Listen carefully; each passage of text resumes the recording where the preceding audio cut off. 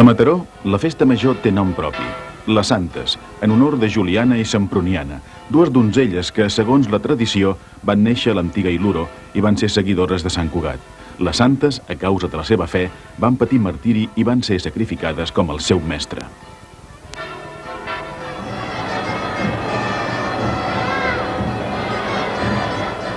A la darreria del segle XVIII, les relíquies de les Santes van arribar a Mataró i a mitjans del XIX van ser proclamades patrones de la ciutat.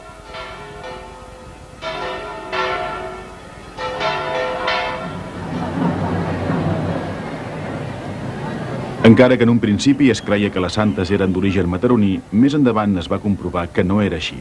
Això no obstant, a Mataró no s'ha esborrat l'herència de la secular veneració de les seves relíquies documentada a Sant Cugat des del segle XI. Avui, sortosament, per valorar el mataronisme de les Santes ja no calen les teories. El rovell de l'ou de la festa és el dia 27 de juliol. A les 10 del matí, dins la Basílica de Santa Maria, una orquestra i un cor popular enceten les notes de la missa de les Santes.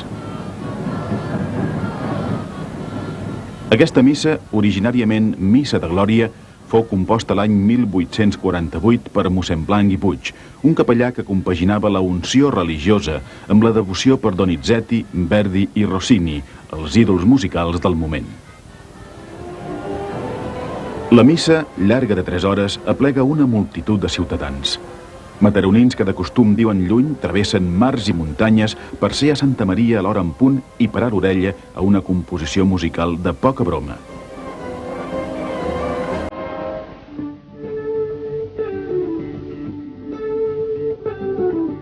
L'origen del nucli urbà de Mataró se situa a la primeria de l'època romana. Normalment es considera que va ser la continuació, a la plana, del poblat ibèric del Turó de Borriac, del qual va heretar el nom, Iluro. El Museu Comarcal del Maresme conté una bona mostra del passat romà i de la vocació marítima que la ciutat va tenir. Una reproducció de la coca mostra una de les naus més emprades en el comerç marítim a l'època medieval. L'any 1772 es va encarregar al pintor barceloní Antoni Viladomat l'ornamentació de la Capella dels Dolors, que es conserva tal i com l'artista la va concebre, i és la mostra més important del patrimoni cultural mataroní.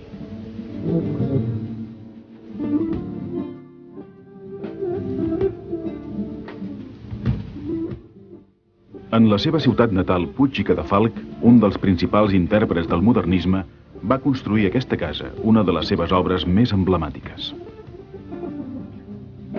En la gastronomia festiva mataronina no hi podien mancar uns eriçons de mar o unes ostres vives i es podria continuar amb llobarro, filet de llenguado o sípia amb patates.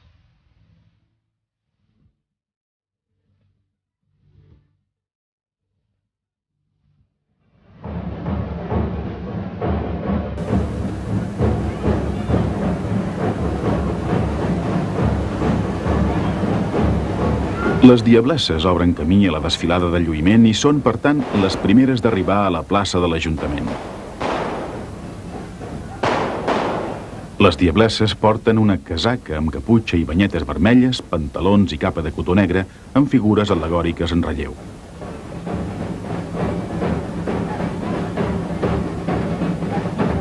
Les acompanyen els tabalers del Maresme mentre corren amb els coets encesos riera amunt i també quan ballen la seva dansa pròpia.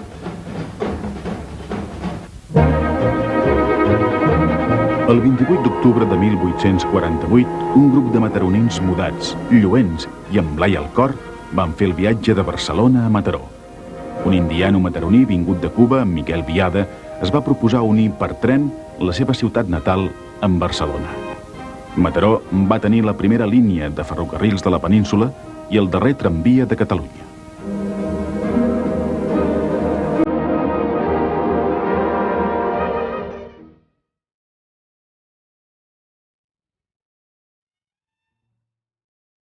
Qualsevol habitant de la ciutat podria dir que el clima de Mataró és benigne. La temperatura mitjana anual és de 16 graus centígrads i el perill de glaçades és mínim. Potser per això les imatges de la Gran Nevada del 1962 han quedat fixades a la memòria de molts mataronins.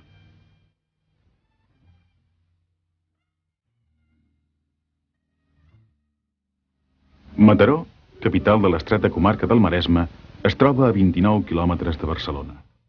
Per davant, la mar Mediterrània li llepa els fonaments i li envia oratges humits i temperats. Per l'esquena, la manteleta suau de la serralada litoral l'abriga dels freds que, a l'hivern, podrien arribar-li del Montseny nevat.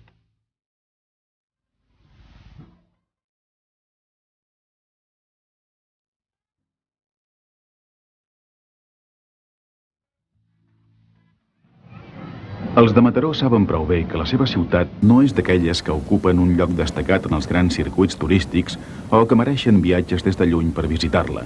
Però, en canvi, són conscients que és en la clamor de les dormides on retroben l'esperit solidari i engrescador que ja no deixaran de lluir durant tota la seva festa major. Abans que els mataronins tornin a casa a fer l'àpat de festa major, es concedeix el respir de la dormida de gegants del migdia. Així és com, cada any, la Festa Major de Mataró reprèn els seus drets. Després de la missa i de la processó de les relíquies de les santes, les autoritats municipals, juntament amb els gegants, nans i totes les comparses de la festa, inicien la desfilada de lluïment fins a la casa de la vila.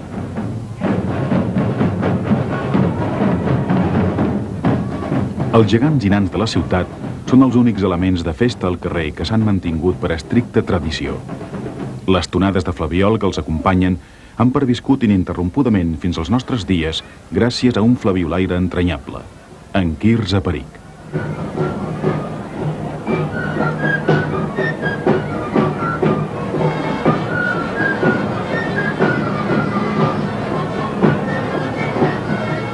El nucli de flabiolaires que es va anar formant al seu voltant ha garantit la continuïtat del so del flabiol i el bombo com a precís complement musical dels gegants i s'ha dedicat al recull de fonts orals i documentals dels seus antecedents. La competència de terres situades més al sud fa que sigui dins els hivernacles on es fan els cultius del Maresme.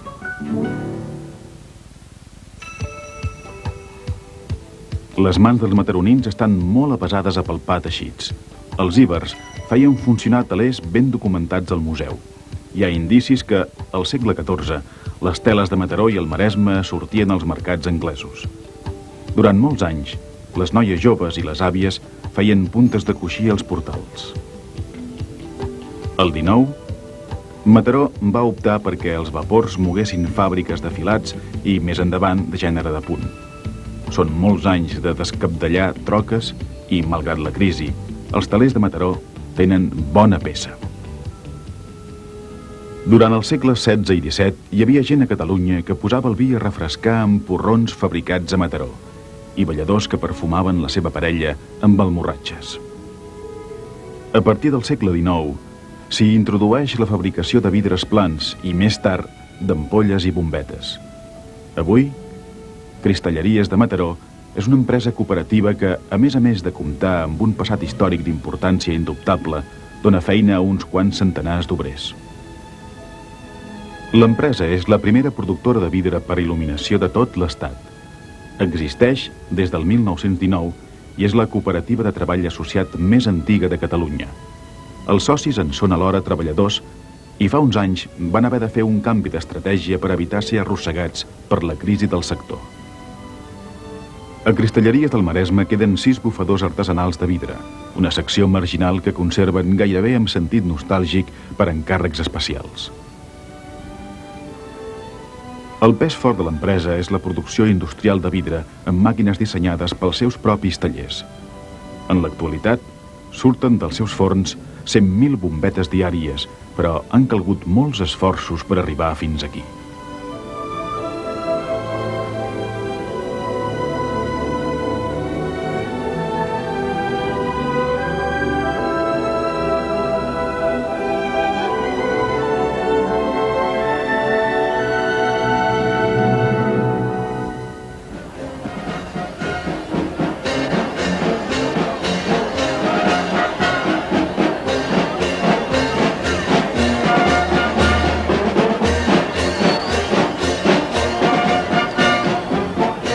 No se sap ben bé com o qui va convidar per primera vegada la banda de gaianes a la Festa Major mataronina.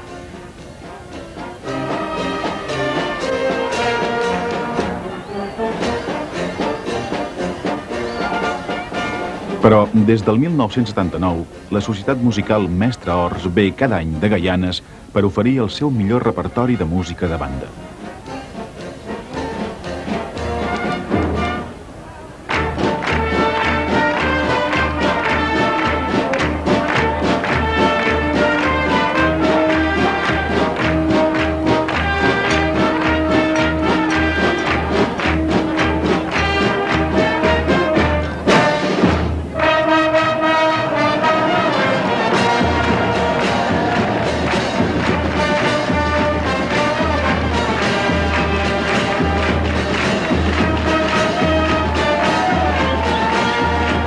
La tradició de la banda valenciana arrenca del principi del segle XIX i són les mateixes associacions qui contracten directors i organitzen concerts, acadèmies i escoles de música, sovint gratuïtes, d'on surten els seus nous membres.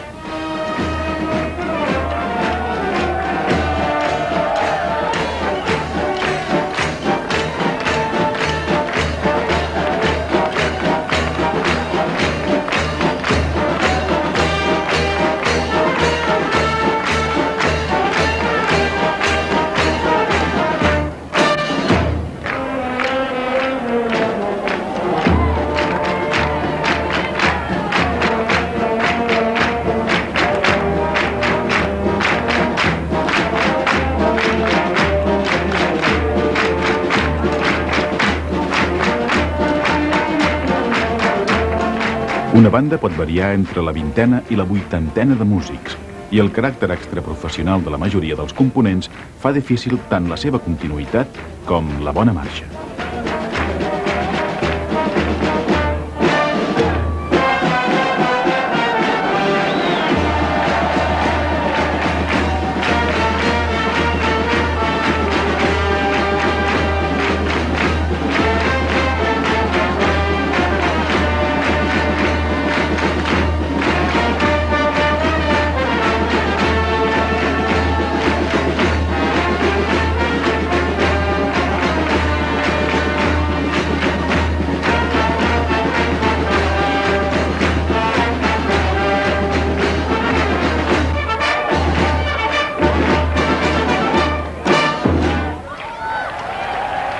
El repertori habitual consisteix en marxes, música ballable i d'església i obres orquestrals escrites o adaptades per a banda.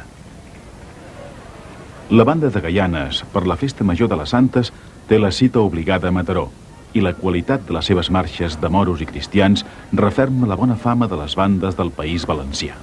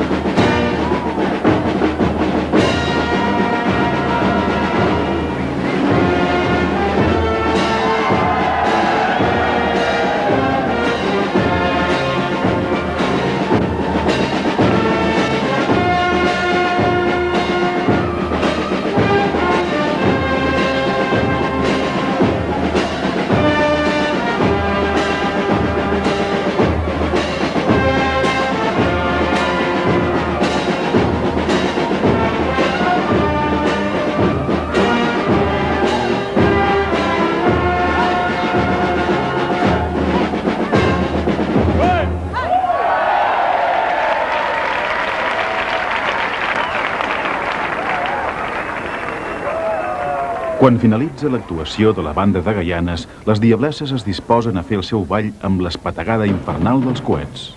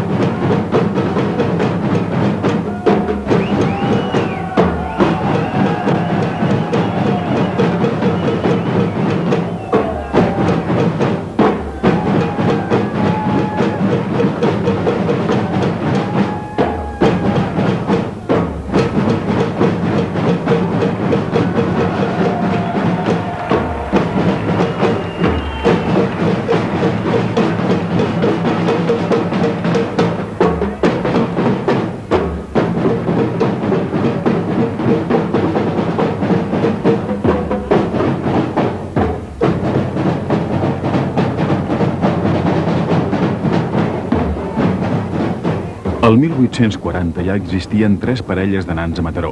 A principis de segle es van reformar i se n'amplià el nombre. Actualment, la comparsa és d'una quinzena de personatges que tenen els noms següents: l'Arlequí, la Bruixa, el Bufó, en Carrau, el Comte, la Cubana, el Follet, el Macer Rialler, el Macer Seriós, el Moro, el Pagès, en Patufet, la Vella Blava, la Vella Verda i el Xinès.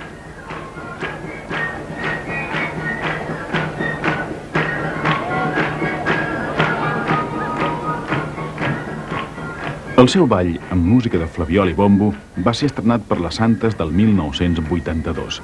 Es tracta d'una peça de la col·lecció de Quirze Peric anomenada El pas doble d'Emborina.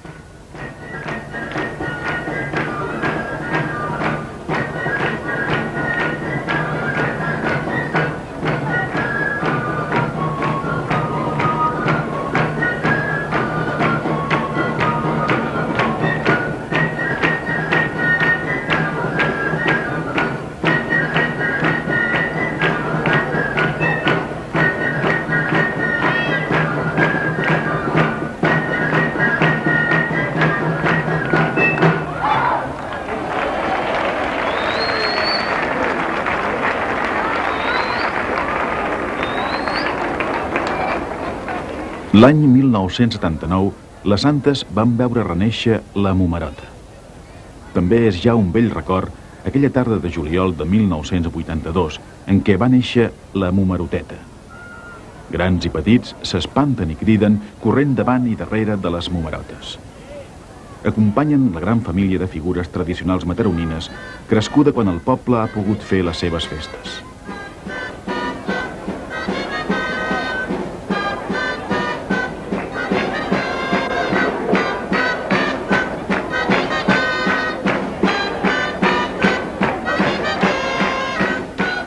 Sense foc i sense tro, la Momeroteta balla la seva dansa, composta expressament pels grallers de Cabrils.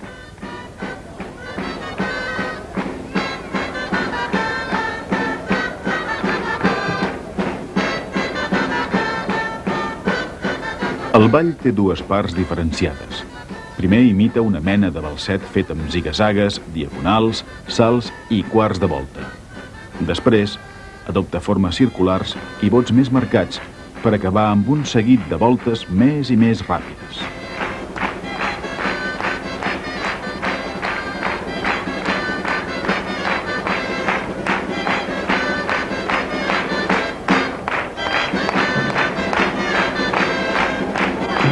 Els portants de la Momeroteta són molt joves i van vestits amb una bata ampla de ratlles blanques i marrons, faixa marró, pantalons i boina negres i espardenyes blanques.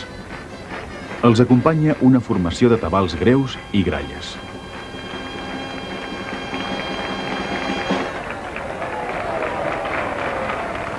Un cop acabat el ball, els nens i les nenes de la plaça es tapen les orelles perquè saben que la Momeroteta encén les seves banyes i es pateguen 2 trons.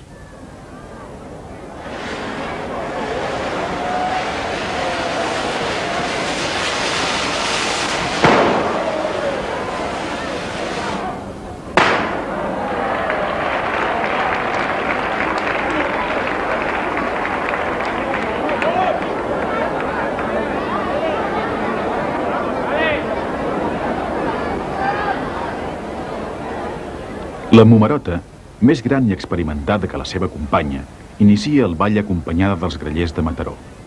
La successió de saltirons, desplaçaments i col·legiades es rematen amb uns moviments en cercle progressivament accelerats.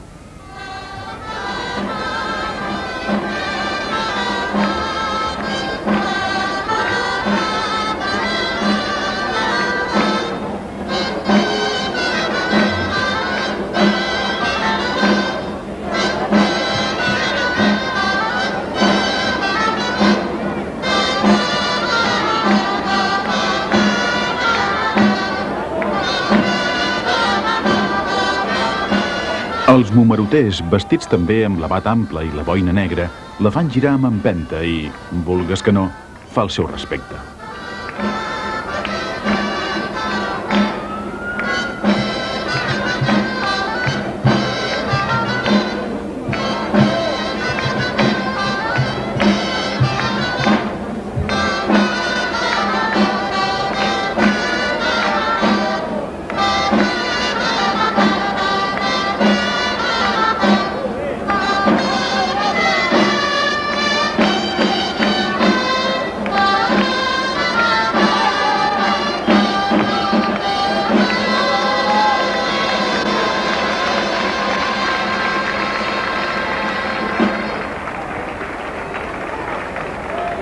Finalment, la Momerota encén també els coets de les seves banyes i s'aixeca amenaçadora cap al balcó de l'Ajuntament.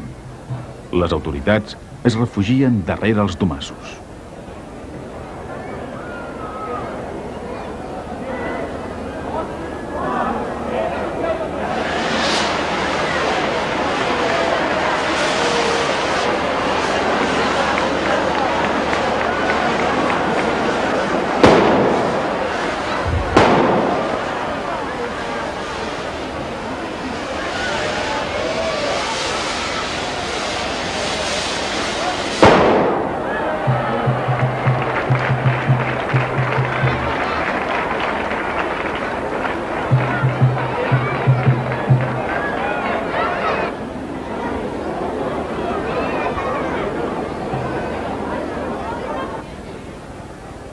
El drac va ser incorporat recentment a la festa. A foc viu i amb el ritme sec dels tabals, el drac evoluciona fent voltes i salts. Els tabalers interpreten la dansa composta expressament per Michael Bass, mentre la fera encesa va girant dins una espessa capa de fum.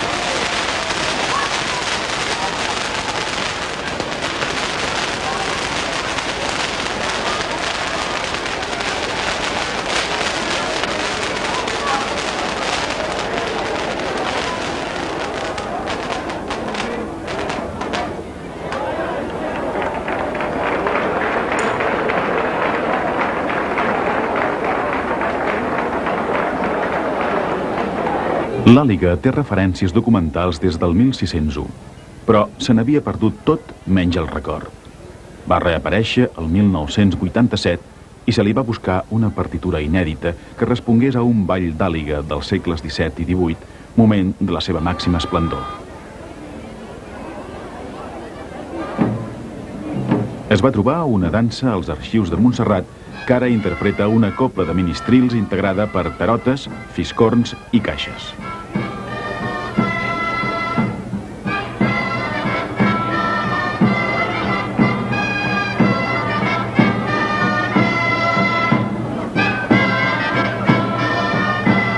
L'àliga inicia un passeig majestuós seguit de giravolts que van guanyant ritme. Després d'un seguit d'elegants moviments, l'àliga clou la dansa amb salutacions i una gran reverència final.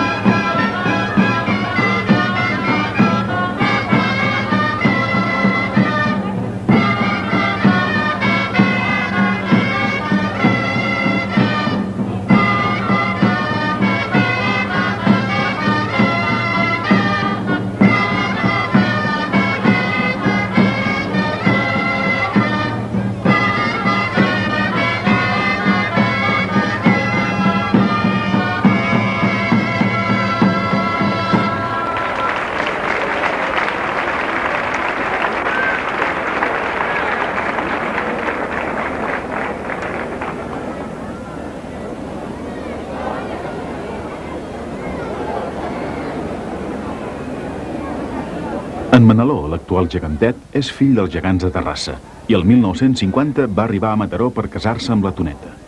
Aquesta ja apareix en una fotografia del 1902, per bé que d'estatura força inferior als gegants tradicionals.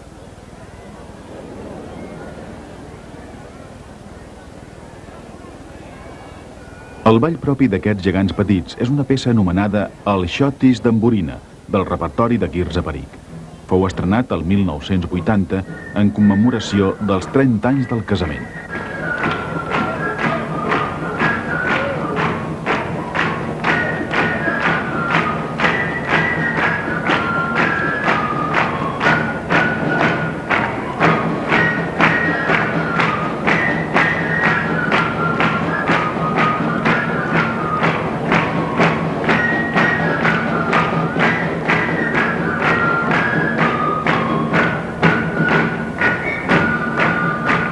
La dansa reflecteix la jovenesa de la parella, corredisses, salts mesurats, evolucions vistoses i girs àgils. Estan tan enamorats com el primer dia. Ell papalloneja i ella es deixa estimar.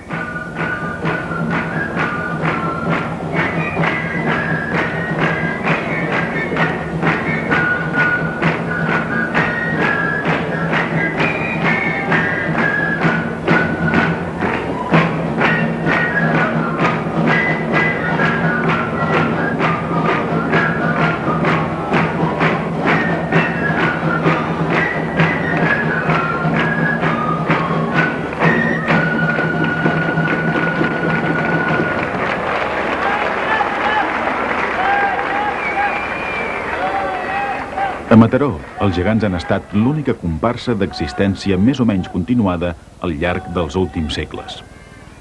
Els mataronins tenen especial devoció pels seus 4 gegants, en especial pel gegant gros, en Robafaves.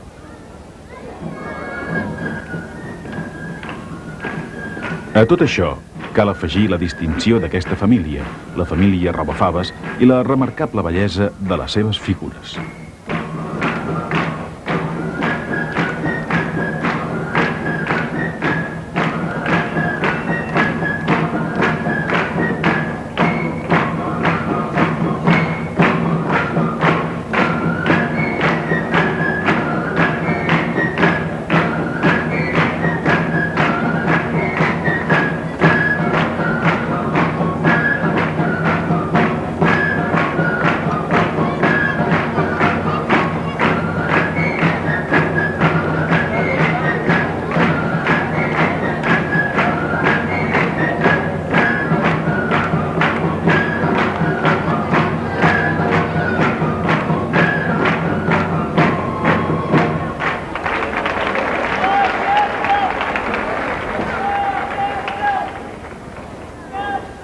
Quan els gegants han acabat els passos de ball, inicien la dormida.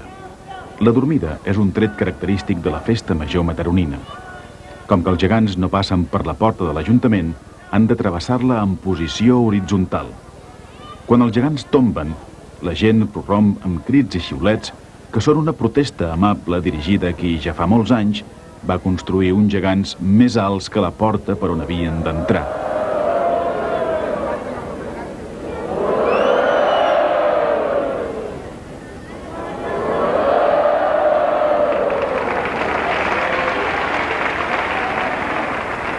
Antigament, en acabar el dia de les Santes, els gegants es retiraven definitivament fins a l'any següent.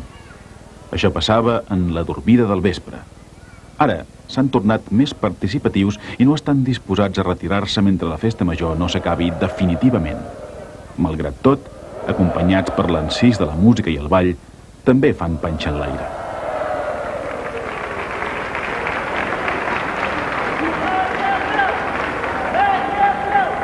En Robafaves i la geganta ja consten documentats el 1799. Al llarg dels anys han tingut diverses aparences. Sobretot ella, que ha seguit les modes de vestits i pentinats.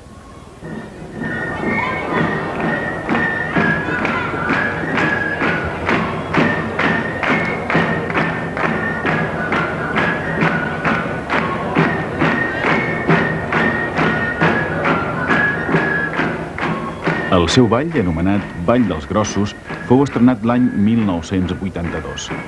La melodia es basa en una masurca del repertori de Quirze Peric.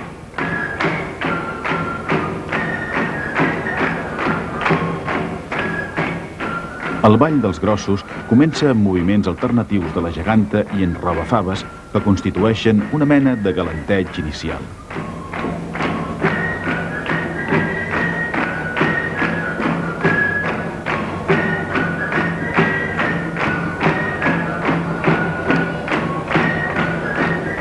Després, un seguit de desplaçaments simètrics en pas petit i puntejat donen al ball la solemnitat que li escau.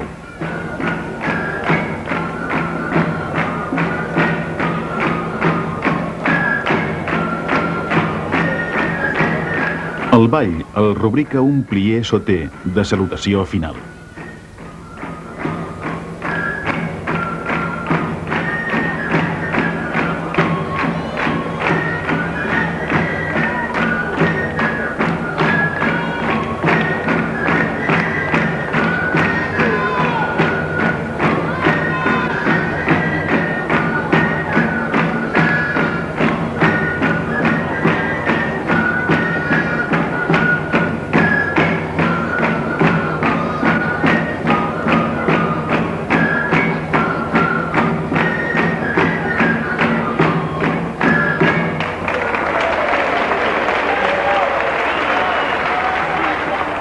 La geganta es retirarà elegantment, però no ho farà així en Robafaves. Ell es vol quedar encara una estona més per a complaure la concurrència.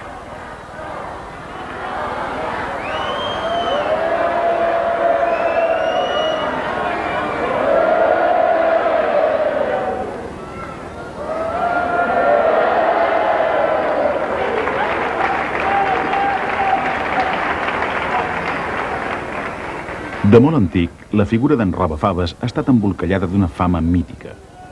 Es diu que una vegada Li van caure faves de les vores de la capa i això explica el seu nom. Tanmateix, el costum de batejar els gegants és recent, però en Robafaves té nom des de sempre. Origen i nom es confonen en el temps.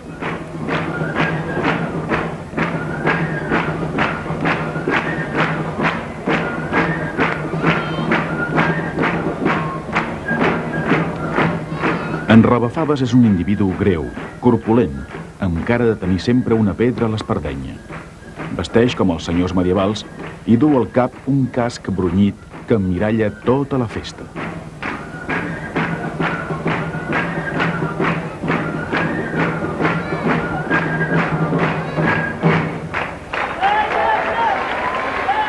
Nens molt petits el miren amb un cert respecte. Quan són més grans, el consideren com una figura patriarcal d'aquelles que, sota el vernís del mal geni, amaguen un cor tendre.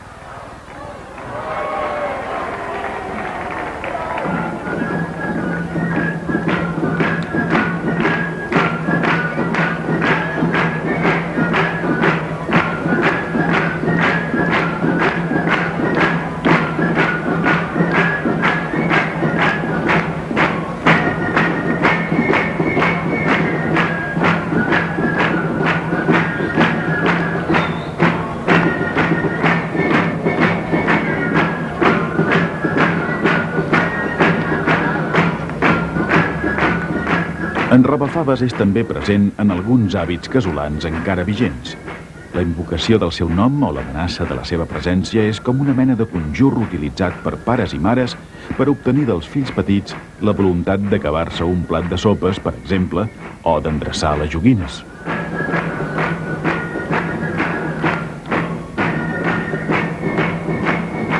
Val a dir també que la proliferació constant de reproduccions d'en Robafaves a samarretes, cartells, vanos, escultures, clauers, retallables i portades de revista, tot i que és motivada per una finalitat mercantil, pot interpretar-se com una manifestació de culte iconogràfic.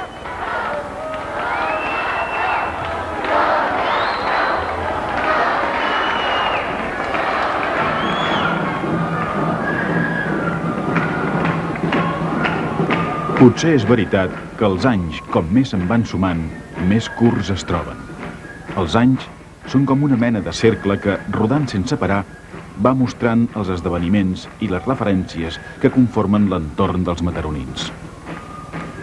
D'aquestes referències, sens dubte que la Santes és una de les més assenyalades, esperada per gairebé tothom pel seu caire festiu. La festa major és la concentració d'actes de tota mena i, sobretot, per l'aspecte de la participació ciutadana. Cal trobar-se amics i coneguts al carrer, a la plaça, a una cercavila, a un ball, i sentir que la festa major, la festa de les Santes, és de tots i per a tots.